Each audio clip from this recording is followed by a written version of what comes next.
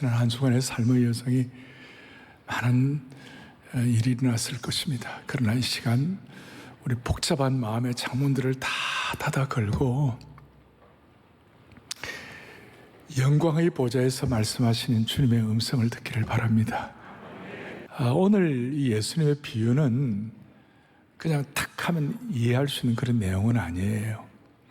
여러분, 오늘 주보에 제일 위에 보면 이 세대의 아들들이, 오늘 요절 비슷하게 8절에 이 세대의 아들들이 자기 시대에 있어서는 빛의 아들들보다 더 지혜롭다. 이걸 중심으로 제가 지혜 없는 빛의 자녀들이라는 제목을 붙였어요. 이 제목이 어떠세요? 어떤 분도 좋습니다 그런 분도 있는데, 이 제목 그대로 좋으면 안 돼요. 오늘 이 말씀을 통해 우리가 이 세상 사람들보다 좀 더 지혜가 있어야, 우리는 빛의 아들들인데 우리 자신을 돌아보고 또 어떻게 보면 책망도 받고 또 경고도 얻고 또 하나님 주시는 지혜를 우리가 확보할 수 있기를 간절히 바랍니다. 여러분, 정말 인생을 지혜롭게 살기를 원하세요? 그거는 크게 하면 해도 돼요. 여러분, 정말 인생을 지혜롭게 살기를 원하세요? 잘 아는 대로 지식과 지혜가 분별이 되죠. 많은 지식은 우리를 교만하게 만들 수 있어요. 그런데 참된 지혜는 우리를 충만하게 하고 또 자신을 깊이 돌아보게 하고 성숙하게 하고 겸손하게 만들어요. 오늘 제가 말하는 지혜는 세상의 정보 정도가 아니라 예수님이 주시는 지혜를 말하는 것이에요. 저는 최근에 한 1, 2년 동안 주님은 나에게 어떤 지혜를 주셨나, 목회적 지혜를 주셨나, 그렇게 생각하면서 제가 생각하는 한 4가지가 있었어요. 하나는 첫 번째는 나는 에너지를, 남들에게 에너지를 주는 사람이 돼야지 에너지를 뺏는 사람이 되면 안 된다. 그러니까 에너자이저가 돼야지 에너지 테이커가 되면 안 된다. 그러니까 여러분이나 저는 누구를 만나면 그 사람의 기쁨을 주는 사람 되기를 바랍니다. 그 사람 막 그냥 막 힘을 빼앗아 그러면 안 돼요. 또 이 시대의 역사 앞에, 역사가 어렵다고 어둠을 탓하기만 하지 말고 어둠을 밝히는 인생 되게 도와주십시오. 역사적 책임의식을 갖는 것이죠. 어둠을, 촛불처럼 어둠을 밝히게 해달라고. 세 번째로 이제 중요한 건데, 어떤 사실을 보고 열정탐꾼처럼 낙심하고 안악자손은 크다 그러고 열정탐꾼이 그랬잖아요. 우리는 메뚜기 같다고. 그런데 여호수아와 갈렙도 똑같이 갔는데 사실 보고를 하지 아니하고 팩트에다가 하나 더 올려가지고 페이스 리포트, 믿음 보고한 거예요. 저들이 우리의 밥이라. 하나님, 우리가 일어나는 사건들이 많이 있지만 우리가 믿음 보고하게 해 주십시오. 최근에 또 제게 주신 지혜는 뭐냐면, 최선은 아직 오지 않았다. The best is yet to come. 뭘 기대하고 살아야 됩니까? 우리는 아무리 어려워도 지금 죽어도 천국입니다. 영원한 세계가 우리를 기다리고 있는 것이에요. 그런 걸 우리가 믿고 있을 때, 저 같은 경우는 교회를 책임지고 있으니까 최악의 상황을 늘 염두에 둬야 돼요. 저는 최악의 상황을 염두에 둡니다. 그런데 최악도 염두에 둬야지만 우리는 최선이 아직 오지 않았다를 우리가 기대해야 되는 것이에요. 그러니까 우리는 최악도 준비를 해야 되지만 최선은 더 잘 준비해야 되는 것이에요. 여러분에게 있는 최선을 다 잘 준비하는 지혜가 있기를 바라는 것이에요. 그게 오늘 이제 이 본문 말씀 가운데 우리에게 중요한 것을 내포하고 있는 것입니다. 오늘 누가복음 16장의 이 본문은 소위 불의한 청지기의 비유다, 이런 얘기를 합니다. 한번 읽고는 잘 이해가 안 되는 그런 내용들이 많아요. 자, 여기에는 16장 바로 앞에 15장에 그 유명한 3가지 비유가 있어요. 잃어버린 양의 비유, 그 다음 10드라크마의 비유, 잃어버린 10드라크마의, 그 다음에 그 유명한 돌아온 탕자, 돌탕의 비유가 있어요. 목자의 심정이 너무 없는 바리새인들을 향하여, 마음이 너무 예수님이 아파가지고 바리새인들아, 내 얘기 좀 들으라. 그리고 이제 15장 비유를 말씀하고 그 다음 오늘 16장의 이 불의한 청지기 비유를 1절에 보니까 누구에게 하는 것입니까? 제자들이 그러시대. 일단 제자들을 먼저 타겟을 해서 오늘 이 비유를 말씀하셨어요. 그러니까 제자들 정도 되어야 어느 정도 깨달을 수 있는 것이에요. 그러나 크게 보면 오늘 제자들이 그랬지만 오늘 이 비유를 다 듣고 14절에 이런 내용이 나와요. 바리새인들은 돈을 좋아하는 자들이라. 이 모든 비유를 듣고 비웃었다. 그래서 예수님은 제자들에게 하신 말씀이었지만 15장의 그 세 가지 비유를 들었던 사람들이, 특별히 대상인 바리새인들이 이 비유를 듣고도 계속 깨닫기를 원했던 것이에요. 좀 더 깊이 들어가면, 자, 우리 모두에게는 바리새적 속성이 있는 것이에요. 너가 바리새인이냐? 그러면 우리가 바리새인이 아니라고 다 얘기하겠지만 오늘 21세를 살아가는 우리 모두에게는 이 바리새인들이 갖는 독특한 속성이 있어요. 그래서 주님은 오늘 제자들에게 어떻게 말씀하시는가 하면, 내가 제자들에게, 너희들에게 이 말씀을 비유로 말씀하지만 오늘 이 비유를 통하여 너희 속에 있는 바리새적 속성을 해결하면서 성숙하라, 그 뜻이에요. 그리고 너희 속에 있는 바리새적 속성을 해결하는 지혜자가 되라, 그렇게 했어요. 그래서 이 세상에 있는 불신자들도, 이 세상에 있는 이 세상의 아들들도 똑똑하게 구는데, 빛의 자녀들이라고 하는 너희가 지혜가 없다면 이건 너무 통탄할 일이야. 제자들을 통하여 지혜롭게, 특별히 우리 속에 있는 바리새적 속성을 정리하면서 지혜로운 청지기가 되라, 그런 뜻이에요. 자, 이해가 가십니까? 네. 그렇다면 우리 속에 있는 바리새적 속성이 뭡니까? 바리새적 속성의 가장 대표적인 것은 자기의예요. 제가 한 번씩 강조합니다만 이건 너무 중요한 거예요. 자기의 self-righteousness. 그리고 바리새인들의 특징은 자기 중심이에요. 자기의가 충만하니까 그 자기의를 가지고 남을 판단하고 남을 비난하게 되는 그런 독특한 속성이 있는 것이에요. 우리에게도 이런 건 비슷한 거 있잖아요.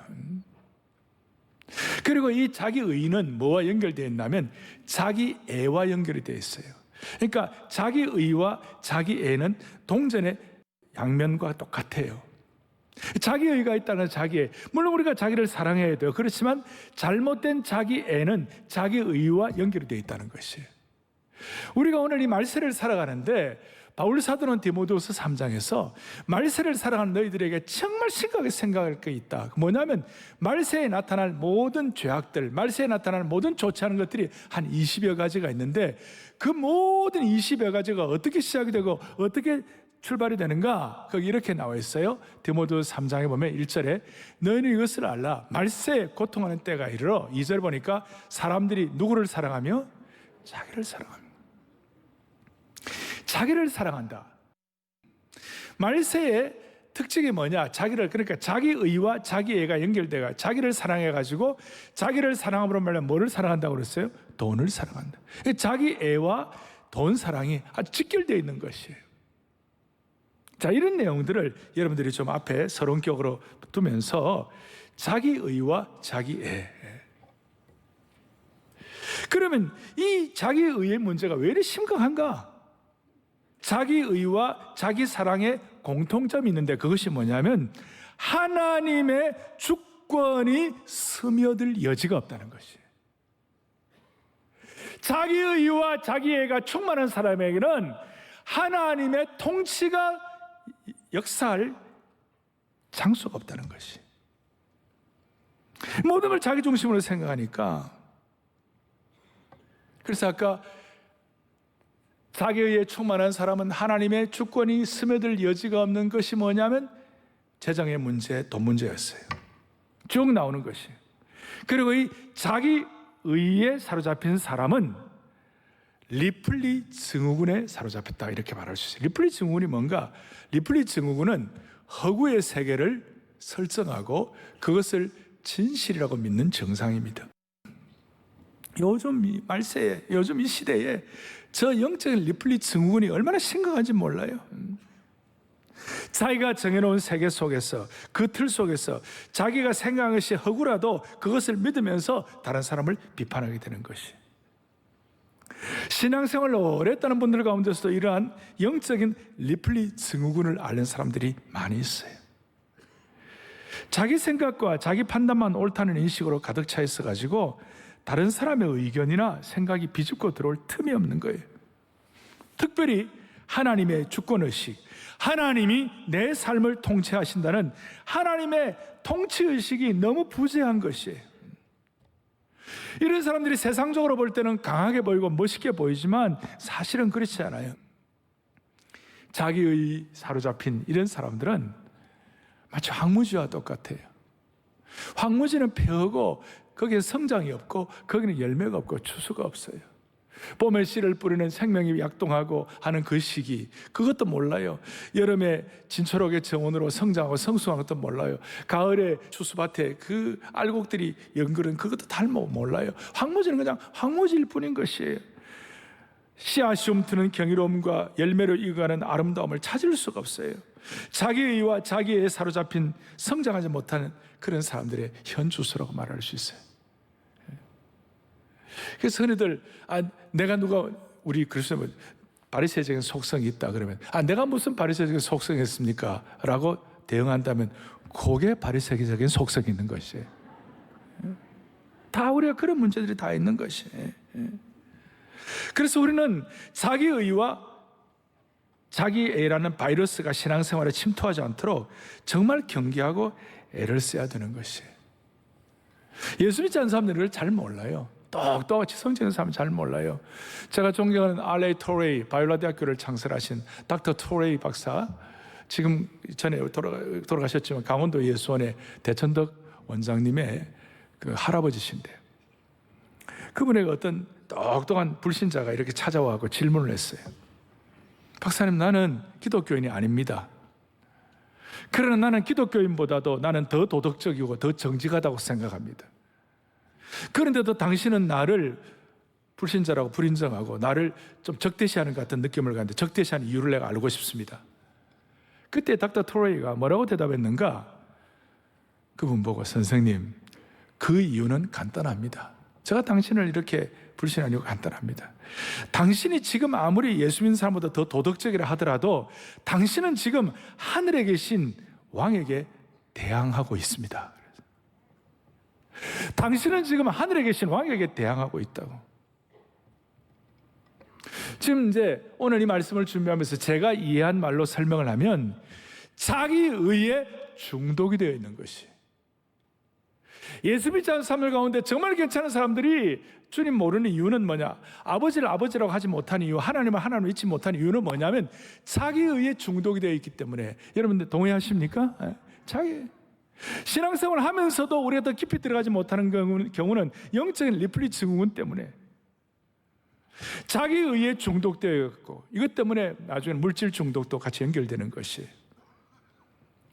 그래서 여러분, 자기의는 하나님의 주권, 하나님의 은혜를 대적하고 결국은 하나님이 왕으로서 우리를 통치하시는 것을 반영하기 때문에 우리는 다시 한번 자기의의 바이러스가 우리 속에 침투하지 않도록 결사적으로 항정을 해야 되고 눈을 부릅뜨고 막아야만 하는 것이에요. 이게 인생의 진정한 지혜라고 말할 수가 있는 것이에요. 그래서 사랑하는 형제자매 여러분,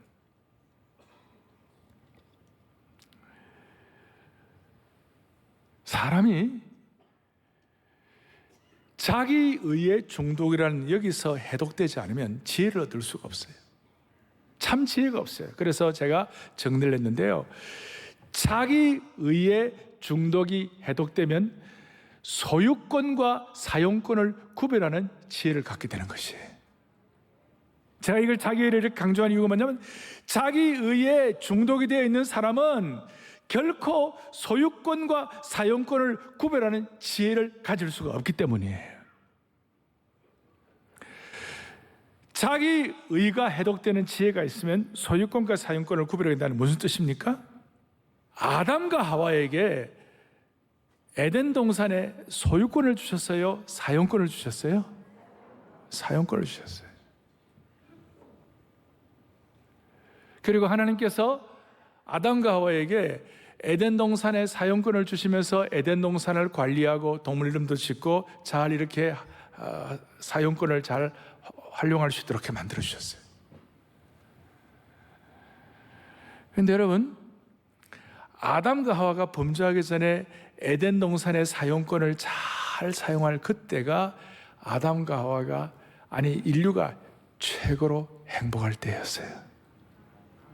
그런데 자기가 소유권을 주장하고 자기가 마음대로 하려고 하는 그때부터 인생은 나락으로 떨어지기 시작했어요. 제가 이걸 왜 이 얘기를 계속 하느냐 하면,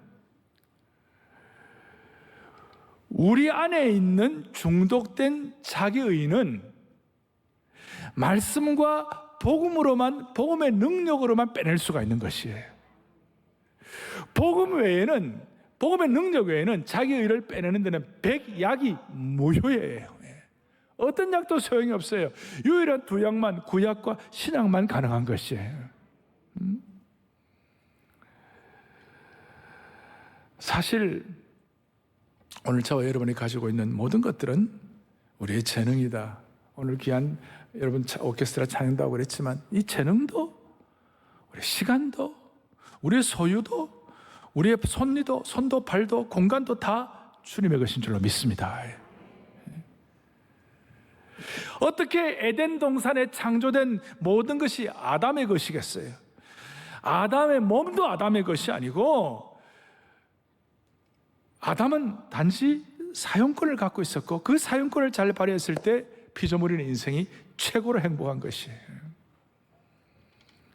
그래서 이 예수님의 이 심정을 깨달은 사도 요한은 놀라운 고백을 하고 있는데, 요한복음 1장 3절에 이런 고백을 하고 있어요. 크게 한번 보겠습니다.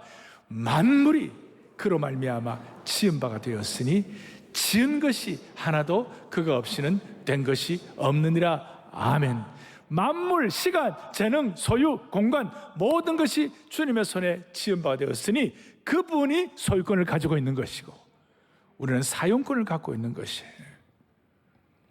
그래서 오늘 제가 빛의 아들들로서 지혜롭게 산다는 뜻은 우리의 인생의 소유권과 사용권을 잘 구별해가지고 소유권을 주님께 돌려드리고 자기의가 아니라 주님의 주권을 인정함으로 말미암아 자기의의 중독을 해결하여 사용권을 잘 사용할 때 그것이 주님 앞에 참으로 영광이 되는 줄로 믿습니다. 여러분, 어떻게 여러분 인생 여러분 거예요? 젊을 때 몇 년은 내 인생 내 거라고 생각하고 내가 마음대로 살았던 것 같지만 사실은 우리가 인생 전체를 보면 우리 인생은 결코 내 것이 아니에요. 우리가 몸 좀 아프면 우리가 내 것이 아닌 것처럼 많은 거예요. 우리는 아프면 어떻게 할 수가 없어요. 우리의 삶에 어려운 일이 일어났을 때 앞일을 우리가 도저히 모르는 것이에요.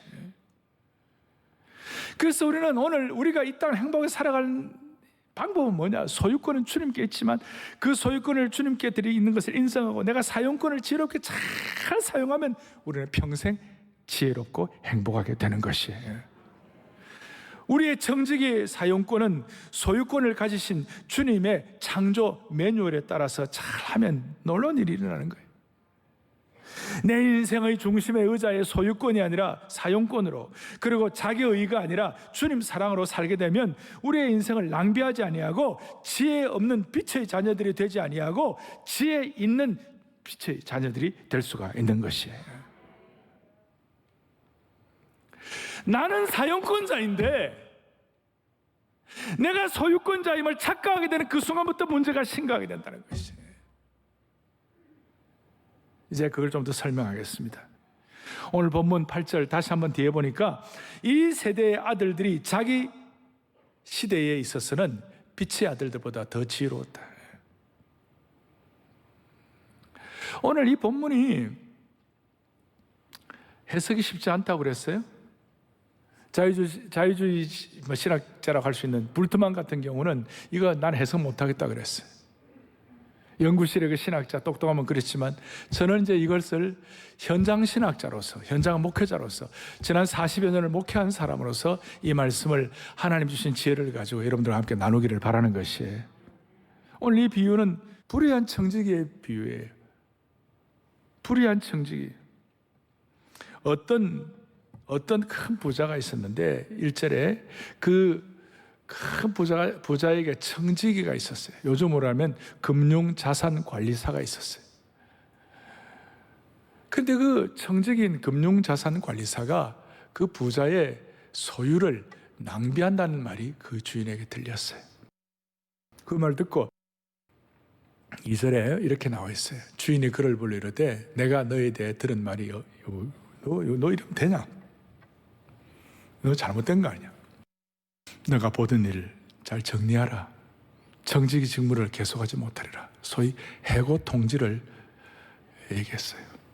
앞으로 한 달 내로 해고할 거야. 뭐 식으로 이렇게 하니까 청지기가 이제 드디어 3절에 속으로 이르되, 이 청지기 속으로 이르되 주인이 내 직분을 빼앗으니 내가 뭘 할까? 앞으로 어떻게 하면 되냐? 앞으로 어떻게 할까? 땅을 파자니 힘이 없고 맨날 펜대만 굴리던 내가 농사를 어떻게 하겠냐? 나는 그 익숙하게 농사에 대해서 잘 못하는데 이거 뭐 어떡하나?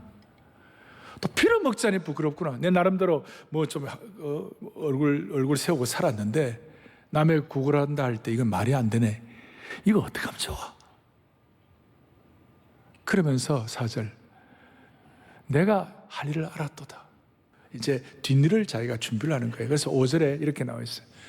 주인에게 빚진 자를 일일이 불러다가 먼저 온 자에게 이르되 너가 내 주인에게 얼마나 빚졌느냐? 기름 100마리다. 기름 100마리. 그 당시에 큰 거였죠. 그러니까 그 100마리를 하지 말고 50이라 쓰라. 그 다음에 또 어떤 사람이 이르되 너는 얼마 빚졌냐? 그러니까 밀백석이다. 밀백가마다. 그 당시에 밀백가마는 큰 거였어요. 80이라고 써라. 소위 빌어먹자니 부끄럽고 땅을 파자니 힘이 없는데 소위 잔머리를 굴린 거예요. 잔머리 지수 아세요? JQ 지수라고 들어보셨어요? IQ가 있는데 JQ 지수. 그래갖고 이제 이걸 했어요. 이 얘기가 주인의 귀에 들어갔을까 안 들어갔을까요?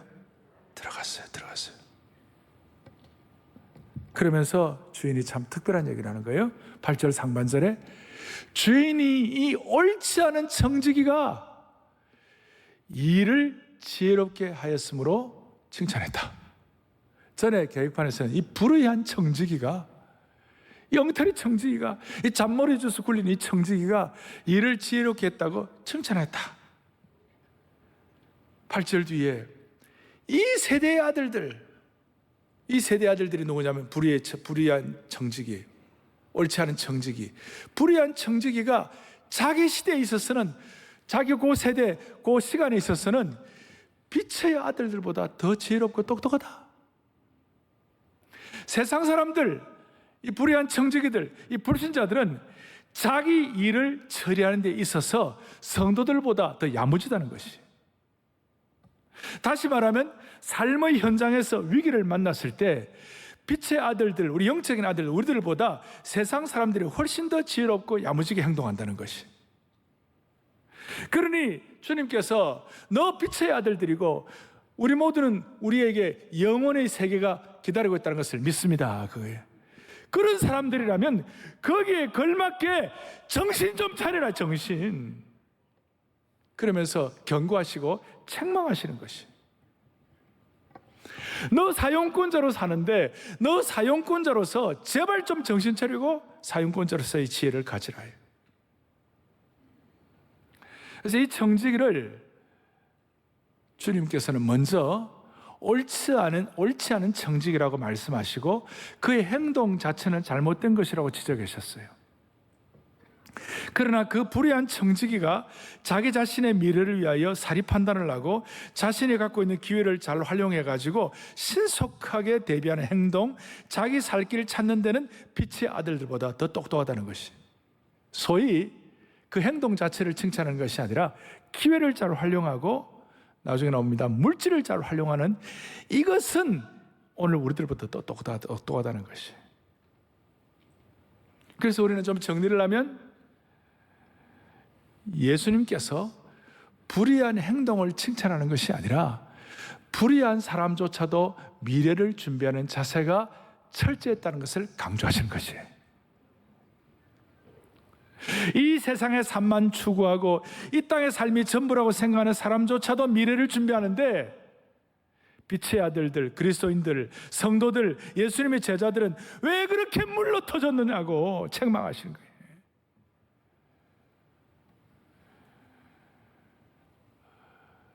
예수 잘 믿는다고 하면서도 업무 능력이 떨어졌다면 이런 책망을 들어야 돼. 오늘 저희 교회 크리스찬 CEO들이 많이 계세요. 그분들이 하는 얘기가 신앙 좋은 사람들 가운데 실력 있는 사람들을 찾아야 되는데 그렇지 않은 사람들이 있다는 거예요. 그럴 때마다 너무 마음이 아프다는 것이. 사랑 글로벌 아카데미가 주장하는 것이 무엇입니까? 영성과 실력과 겸손을 같이 겸비한 하나님의 사람들을 배출하게 하여 주십시오.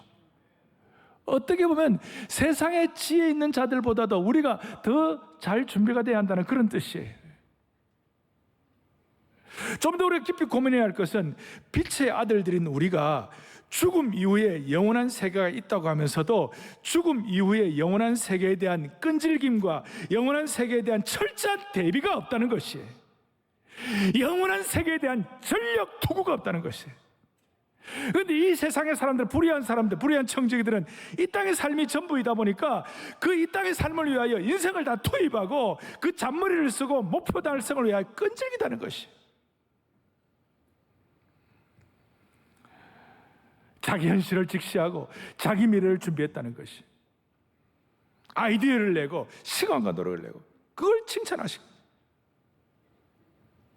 그래서 오늘 8절에 이 말씀을 하신 핵심은 뭐냐면 빛의 아들들인 저와 여러분들이 영원한 미래가 있다고 과연 믿는다면 그 미래를 위하여 제대로 준비하라는, 끈질기게 전력 투구를 하라는 뜻인 줄로 믿으셔야 되는 것이에요.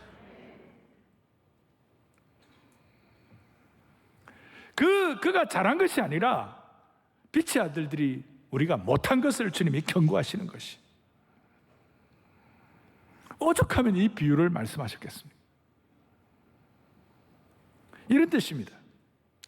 저와 여러분이 고시 공부하는 분들이 고시 공부할 때 그 고시 공부 열심히 하시잖아요. 그 고시 공부를 위해 전력 투구를 하시잖아요. 우리가 고시 공부하듯이 진짜 영원한 세계에 대한 것을 연구하고 성경을 공부하고 말씀을 공부하고 영적으로 준비한다면 저와 여러분들에게는 기가 막힌 결과가 일어날 것이에요. 근데 우리는 그거 안 해. 성도들이 이 세대의 아들들보다도 둔할 때가 많아요. 우리는 예수 믿고 난 다음에 영원한 세계에 눈을 뜨고 영원한 세계의 인생을 걸었다고 하면 실상은 그거 안 한다는 것이에요. 성도들이 이 세대의 아들들보다도 더 지혜롭기를 바라는 것이에요. 지식이 아니라 지혜로운 거예요. 지혜로운 거예요. 여러분, 우리가 영원한 세계에 대해 진짜 진지하게 생각한다. 우리 자녀들을 세상 공부 정도가 아니라 영원한 세계를 위하여 이 세상의 불의한 청지기가 대단한 헌신과 노력을 하는 것처럼 우리가 이 아이들을 제대로 가르쳐야 할 줄로 믿습니다. 이걸 모르고 우리 아이들이 이런 걸 모르고 우리 아이들이 똑똑하면 똑똑할수록 공부를 많이 하면 많이 할수록 자기가 소유권자인 줄 알고 사용권자인 줄 모르고 소유권자인 줄 알고 그래 난리를 치다가 좋은 대학 나오고 똑똑하면 똑똑하고, 제가 보스턴에서 1년 있어봐서 알잖아요. 거기 하버드, MIT 그 똑똑한 애들 자기가 전부예요. 자기가 대장이에요. 자기 몸이 자기 겁니까? 자기는 우리는 사용권자예요. 오늘 우리 자녀들 가운데 이 사실을 모르고 부모와 관계를 한다면 어떻게 되겠어요? 여러분들과 제가 영원한 세계가 우리 앞에 놓여있다고 믿습니다. 그거예요. 그렇다면 우리는 사용권자로서 어떻게 살아야 되는지 정말 지혜로운 청지기가 되어야 할 것입니다. 그래서 그 영원한 세계에 관해서 오늘 이 비유 끝나고 난 다음에 바로 이어서 천국과 지옥이 나오는 것이에요. 부자와 나사로를 통하여 천국과 지옥에 대한 실체를 보여주시고, 너희들이 이 땅에서 빛의 아들들로서 세상의 불의한 청지기자보다도 더 똑똑하게 살고 지혜롭게 살아라고 말씀하시는 거예요. 만약 여러분과 제가, 우리 성도들이 세상 사람들이 사업 발전을 위하여 애쓰는 시간과 노력을 위하여 영혼을 위하여 애를 쓰고 또 영원한 세계를 위해서 애를 쓰고 자녀를 신앙으로 키우고 돌본다면 예? 그리스도인 가정에서 수많은 문제들이 해결될 것입니다. 이러면서 우리는 좀 더 진지해져야 되는 것이, 이러면서 우리는 세상 사람들보다도 더 지혜가 있어야 되고 주님의 경고의 말씀을 드려야 되는 것이. 그럼 좀 더 정리를 하겠습니다. 자, 이 비유의 핵심 인물은 불의한 청지기가 아닙니다. 그냥 그 사람들은 그냥 조연의 조연. 예수님은 이 비유를 통하여 우리에게 진짜 하시고자 하시는 말씀이 있는 것이, 예수님이 이 비유를 통해 진짜 우리에게 주시고자 하시는 핵심 주제가 있어요. 그것은 뭐냐?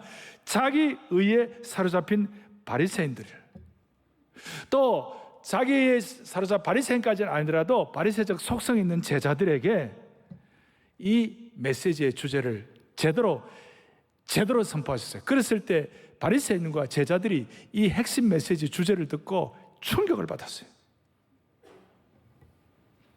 그리고 이 메시지의 핵심은 오고 오는 모든 성도들의 마음에 도전을 주고 어떻게 보면 거룩한 불편을 드릴 거예요. 제가 이제부터 진짜 주제를 말씀을 드리면 여러분들의 마음이 좀 불편할지 몰라요. 다시요, 오늘 이 메시지의 핵심은, 진짜 주제는 청지기, 불의한 청지기도 아니고 다른 등장인물들이 아니에요. 핵심이 뭐냐? 오늘 14절 다시 한번 크게 보겠습니다. 바리새인들은 돈을 좋아하는 자들이라 이 모든 것을 듣고 비웃거늘. 오늘 이 주제는 뒤에 연결하는데 돈에 관한 주제고 재물에 관한 주제가 토픽 아이디어예요. 예수님의 이 비유의 토픽 아이디어의 핵심은, 주제는 돈 문제에 관해서도 여러분들은 과연 세상 사람들보다도 지혜로운가? 돈 문제의 사용에 관해서도 여러분들은 과연 이 세대의 아들들보다도 지혜로운가? 돈 문제는 삶의 현장이에요. 근데 문제는 이 바리새인들은 겉으로는 엄청 거룩한 사람들이었고 겉으로는 엄청 영적인 사람들이었어요. 돈 문제에 전혀 신경 안 쓰는 사람처럼 생각되었어요. 근데 오늘 진짜 14절 보니까 바리새인들은 다시 한번 뭐라고 되어 있어요? 14절에 바리새인들은 뭐예요? 뭘 좋아하는 자들이라? 돈 좋아하는 사람. 아마 우리 속에서도 여러분들 바리새적 속성 때문에 그런지 몰라요. 목사님은 영적인 얘기만 하시지 왜 돈 문제 얘기하냐고. 돈 문제가 영적인 문제예요.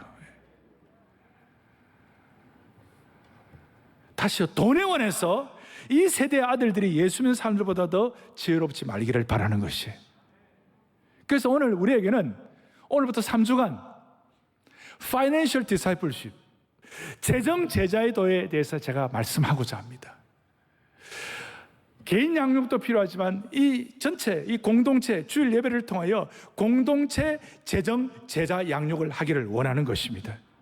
온전한 재정 제자 양육, 텔레오스 파이낸셜 디사이플십. 앞으로 여러분들 재정적으로 성장하고 승리하고 황무지가 아니라 풍요로운 열매를 맺기를 원하는 것이에요. 주님 앞에서는 그날까지 돈 문제 때문에 고통받지 않기를 바라는 것이에요. 그리고 이 돈 문제에 관해서 지혜로운 통찰력을 가지고 이 물질에 관해서 하나님의 영광을 위하여 이 정말 주님의 통찰력을 가지고 하늘의 보물을 쌓는 영광스러운 세상의 최고의 지혜자가 되기를 바라는 것이에요. 그래서 오늘 11절에 보니까 주님이 너희가 만일 불의한 재물에도 충성하지 않으면 누가 참된 것을 너희에게 맡기는가? 돈 문제도 해결 안 되는데 더 큰 영적인 문제를 어떻게 맡기겠냐?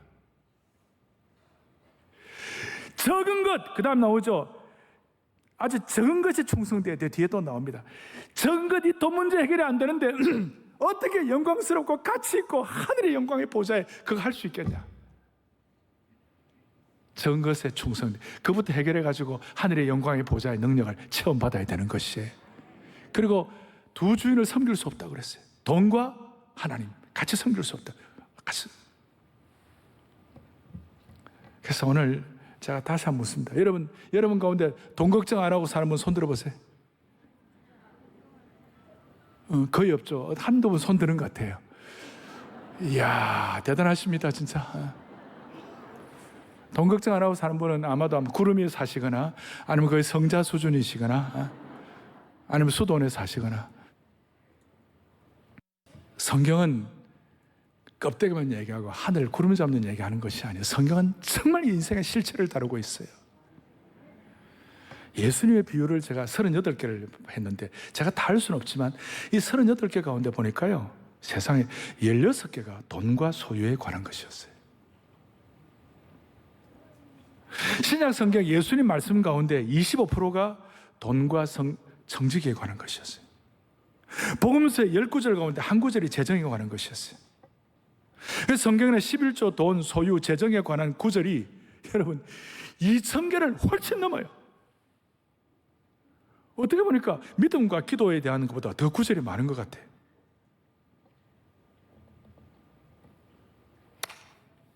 그래서 옛날 신앙의 선배들은 당신의 지갑을 내게 보여달라. 그러면 내가 당신이 어떤 종류의 그리스도인인지 알 수 있다. Show me your pocket. I can tell you what kind of Christian you are.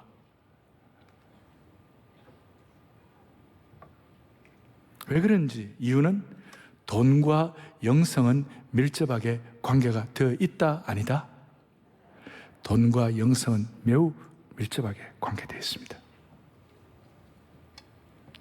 어떤 분들은 돈만큼 세속적인 것이 없는데 어떻게 영성과 관계되어 있는가 그래 물을지 몰라요.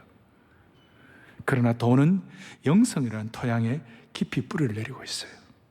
심지어 존 파이퍼 목사님 같은 경우는 돈의 사용은 예배 행위라고 그랬어요. 그래서 주를 헌금할 때 이건 예배의 행위예요. 하나의 예배의 행위를 보여주는 것이. 돈과 영성의 관계를 이처럼 적확하게 표현할 수가 있겠는가? 왜 돈의 사용이 예배가 됩니까? 예배의 본질은 하나님을 섬기는 거예요. 그래서 돈은 우리가 누구를 진심으로 섬기고 예배하는지를 보여주는 가장 중요한 분명한 리트머스 시험지예요. 여러분 돈 쓰는 게 우리가 누구를 진심으로 섬기고 예배하는지를 보여주는 가장 분명한 시험지라니까요. 리트머스 시험지라니까요. 점검 시험지라니까요. 여러분 동의하십니까? 이 돈은 여러분이 가장 소중하게 생각하는 것이 무엇인지를, 가장 가치 있게 여기는 것이 무엇인지를 단숨에 보여주고 있어요. 왜 그러냐? 자식에게 쓰는 돈이 아까워요, 안 아까워요? 안 아까워요. 그건 뭐냐면 자식을 가치 있게 여기기 때문에. 여러분 연애를 하는데 서로 연애하는데 돈 쓰는 게 아깝다. 그거 연애하지 말아요. 연애할 때는 돈 쓰는 것에 대해서는 완전 자유로워야 돼요. 만약 연애할 때 돈이 아깝다고 느껴지는 그 순간 파열음이 난 것이고 권태기가 시작된 것이에요. 자식에게 돈 쓰는 아까운 부모가 없어요. 그래서 리차드 포스터는 하나님 나라에 대한 것, 예수님 말씀하신 것, 하나님 나라에 대한 것 제외하고는 다른 어떤 주제보다도 자주 돈에 대해서 말씀하셨다고 포스터가 얘기했어요. 예수님은 돈 문제에 관해서 시간과 에너지를 할애하셨어요. 그래서 돈 문제를 말하지 않고서는 온전한 복음을 깨달을 수가 없을 거예요. 그러면 여러분들이 저한테 그럼 목사님 그래 중요한데 지난 19년 동안 왜 돈 얘기 그렇게 안 하셨어요? 제가 공식적으로 주일날 강단에서 돈 얘기하는 거 거의 없어요. 대신 왜 그래 돈 얘기 안 하시고 안 하셨냐 물으면 대신 저는 돈 얘기는 안 했지만 저는 예배 설교를 엄청 했어요. 왜냐하면 좋은 예배자가 되고 은혜 많이 받으면 물질을 제대로 사용할 줄 있다고 믿기 때문에. 좋은 예배자가 되고 은혜 받으면 물질을 제대로 잘 믿기 때문에. 그럼 왜 지금은 합니까? 순서대로 할 수 없이 비유 설교하니까 어쩔 수 없이 하는 거예요 지금. 근데 어쩔 수 없이 하지만 여기에 깊은 진리가 담겨 있다고 믿습니다. 중요한 것은 다음 주일날 to be continued. 한 가지만 점검하십시다. 돈은 뭐라고요? 예배의 행위라고. 돈을 쓰는 것이 우리의 가치가 어디에 있다는 걸 보여준다고. 그래서 이번 주간 한 가지만 정리하고 오세요. 다음 주에 오기 전에 숙제예요. 여러분 가계부 좀 보세요. 가계부가 여러분들이 어떤 분인지를 표현해 주는 것이에요. 이 바리새인들은 겉으로는 거룩한 것 같았지만 속으로는 진짜 돈에 대해서는 진짜 엉터리였어요. 여러분 지금 그 재정 지출 내역, 그 다음에 여러분들 지금 통장 지출 내역, 그 다음에 카드 사용서 이런 것들을 한번 점검해 보세요. 이제 앞으로 2, 3주 동안 돈에 대해서 세판짜기가 일어나기를 바랍니다. 그래서 사랑의 교회 교우들은 다 풍성해지기를 바라는 것이에요. 내적인 가치를 드러내는 지표가 돈을 어떻게 다루느냐가 따라 달려있는 것이에요. 오늘 제가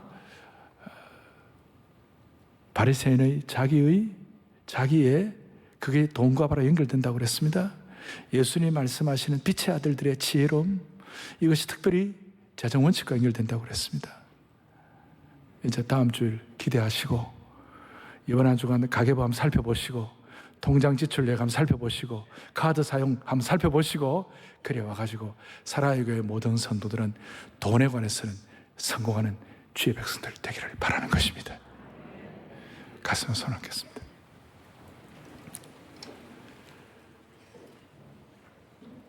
여러분 모두가 다 마음에 소원을 하세요. 주님, 재정 문제에 관해서는 나는 소유권자가 아니라 사용권자로서 평생 행복하게 하여 주시옵소서. 오늘 재물 가지고 하나님 앞에 예배자가 되게 도와주옵소서. 이런 마음을 가지고 집중하십시오. 하나님 아버지, 주님 우리에게 허락하신 은사와 재능과 물질과 시간과 환경을 내 소유로 착각하고 낭비하고 허비하고 있다면 주님 용서하여 주시옵시고, 우리 인생의 전 영역에서 이 세대 사람들보다도 더 지혜롭게 살아가는 지혜로운 빛의 자녀들 되게 하여 주시기를 원합니다. 주님, 우리 앞으로 물질과 돈 앞에 무릎 꿇지 않고 하나님 앞에 무릎 꿇는 참 예배자, 충성된 청지기들이 되게 하여 주시옵소서. 예수 그리스도의 이름 받들어 기도 올리옵나이다. 아멘.